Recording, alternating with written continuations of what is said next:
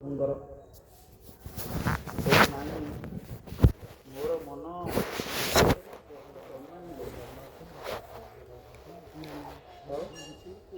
ପ୍ରଭୁତାରେ ଆପଣଙ୍କ ଆଖିରେ କାହିଁକି ଅଶ୍ରୁ? ପ୍ରଭୁ କହୁଛନ୍ତି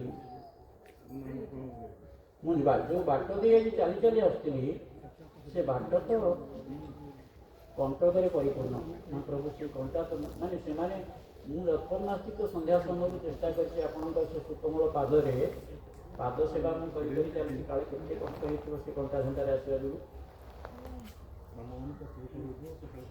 ଶ୍ରୀରାମ କହୁଛନ୍ତି ମୁଁ କଣ୍ଟା ଘଣ୍ଟାରେ ଆସିଛି, ମୋତେ ମୋ କଷ୍ଟ ଜଣା ପଡ଼ୁନି। ଯେତିକି ବାଟ ଆଜି ଚାଲିଛି ମୁଁ ଅତିକ୍ରମ କରିଛି ସେ କଣ୍ଟା ତ ମୋତେ ଆଘାତ ଦେଇଛି, ମୋ ପାଦ ତ ଫୁଟିଛି।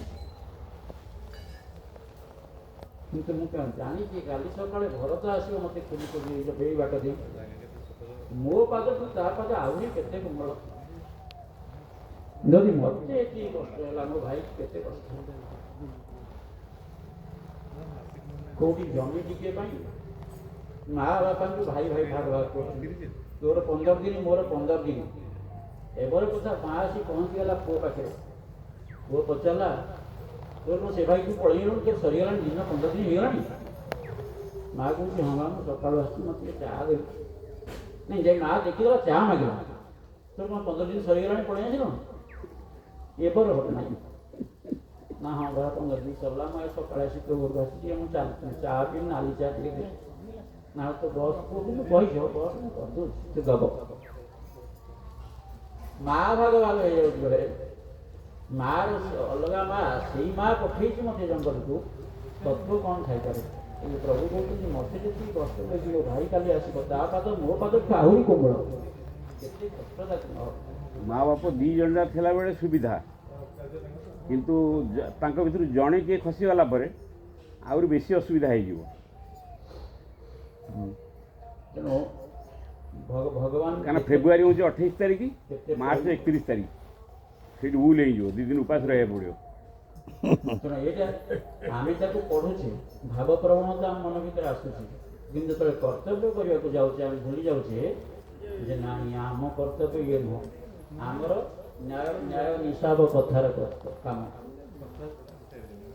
ପ୍ରଭୁଙ୍କର ଏଇ ଯେଉଁ ଆମେ ରାମାୟଣ ପଢ଼େ, ଆମେ ଗୋପଲୀଳା ପଢ଼େ, ଆମେ ସାଙ୍ଗମାନଙ୍କ ସହିତ କେମିତି ଚଳିବ ବଡ଼ ସାନ ଏଇ ବିଚାର କରେ, କାହିଁକି ତାକୁ ପଢ଼? ଲେଖାଟା 1 ନମ୍ବର ହେଇଛି କର୍ତ୍ତବ୍ୟରେ ତ୍ରୁଟିକର ନାହିଁ ପ୍ରଥମ ବାଣୀ। ତାର ବ୍ୟାଖ୍ୟା ବି ଆମର କରାହେଇଛି।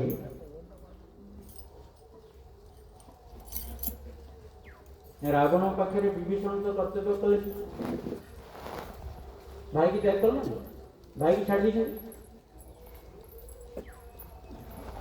କିନ୍ତୁ ଭାଇକି ଧରି ରଖିଛନ୍ତି କିଏ? ସେଇଠି ଭରତଙ୍କ କଥା ରାମ କ'ଣ କହୁଛନ୍ତି? ଯେତେବେଳେ ଲକ୍ଷ୍ମଣଙ୍କ ଶକ୍ତିଭେଦ ହେଇଛି ରାମଙ୍କର ଅବସ୍ଥା କ'ଣ ହେଇଛି? ଭାଇକି ଛାଡ଼ିଛନ୍ତି।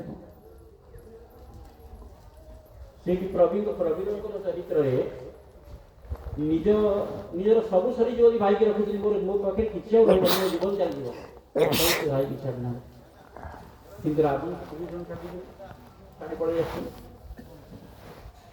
ମାଆକୁ ମାରିଦେଇଛନ୍ତି ତ ଜମଦଗ୍ନିଙ୍କ କଥାରେ ପରଶୁରାମ ହାଣିଦେଲେ ନା ନାଇଁ? ଠିକ କରିଛନ୍ତି କ'ଣ? ଠିକ।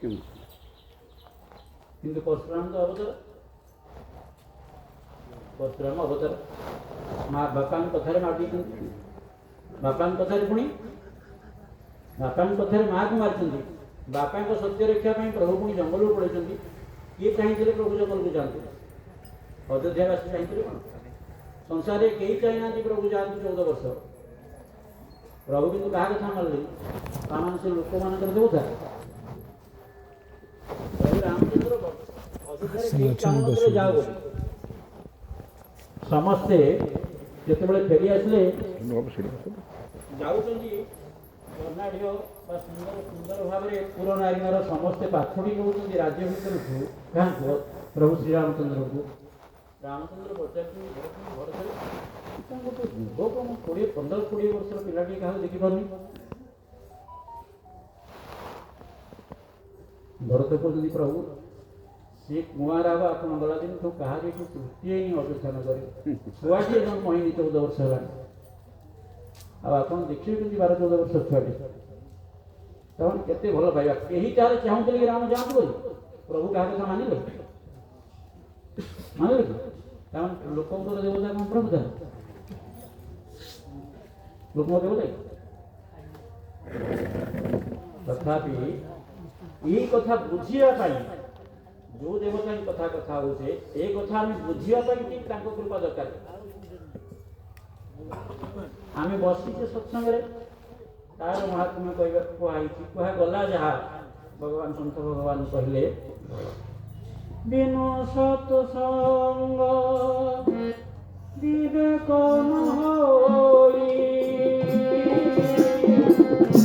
ରାମ କୃପା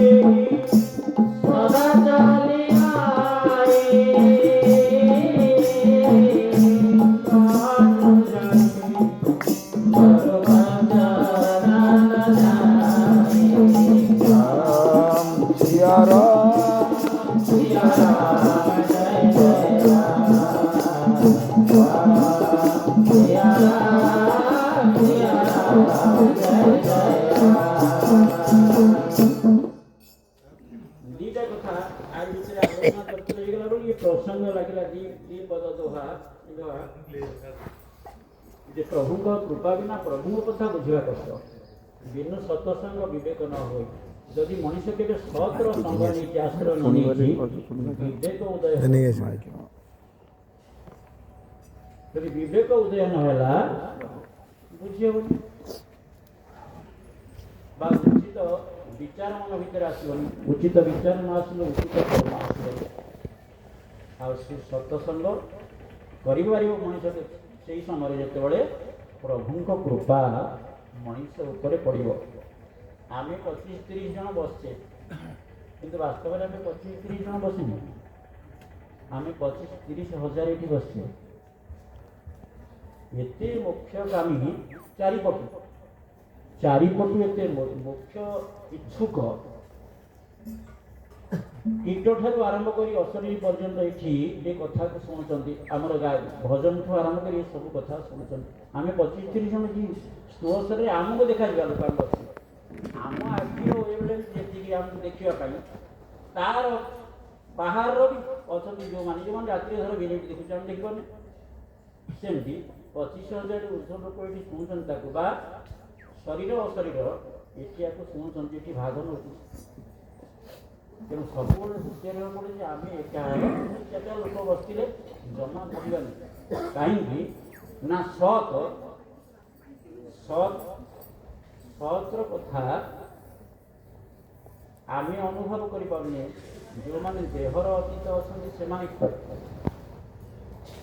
व्याकुल चित्त चाहते केमी आम कान पड़ो आम ऊर्ध्वगति प्राप्त हो से सब हुए प्रभु श्रीराम कृपा। प्रभु कृपा बिना आम ए काम कर सत्संग कर कथा रहा आमर प्रसंग थिला प्रभु केमती क्या कथा शुणिले पड़े यही तो जड़े चाहूँ जो भरतलाल कहते प्रभु 14 वर्ष है गाँव ये अयोध्या नगर कुआ कुआ शब्द शुभेनी आप जो दिन अयोध्या नगर छाड़ी तमें लोक मैंने कौ अवस्था अच्छा यहाँ प्रत्यक्ष न कि अयोध्या नगर कौ चित्त जीवन यापन कर दिन विद्युत दिन जाऊँगी राति आसी जानते ना